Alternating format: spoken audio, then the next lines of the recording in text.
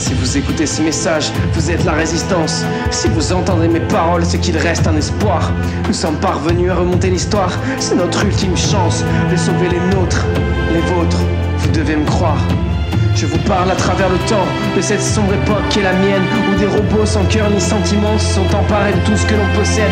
Ils ont commencé par voler nos rêves, les ont défigurés, normalisés, pour que tous on espère passer de l'autre côté, devenir leurs associés, leurs atrophiés comme on les appelle, des hybrides déshumanisés qui ont choisi d'embrasser leur règne, puis ils ont empoisonné nos terres de leurs déchets, nous forcent à nous taire car eux seuls peuvent décider.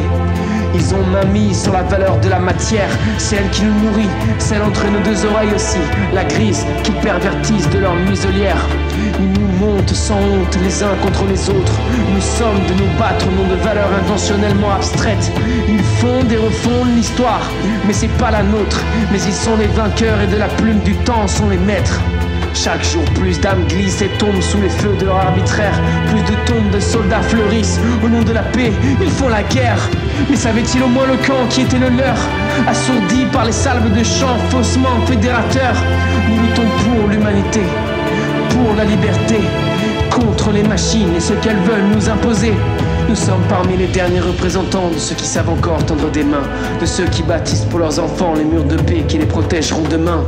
Mais les armes nous manquent, leurs alarmes nous hantent. Lorsque l'on tente de saboter leurs tanks, alors ils mentent et nous traitent de fous, jusqu'à ce que les nôtres enfantent une haine envers nous. Je m'adresse à vous, car peut-être avez-vous encore les moyens d'empêcher ce futur funeste de vous contraindre à l'accepter. Car sans vous en apercevoir, vous nourrissez les graines qui plus tard donneront naissance à cet arbre. Cet arbre mort-né, enraciné dans vos rêves les plus noirs qui gangrènent peut-être déjà vos plus profonds espoirs.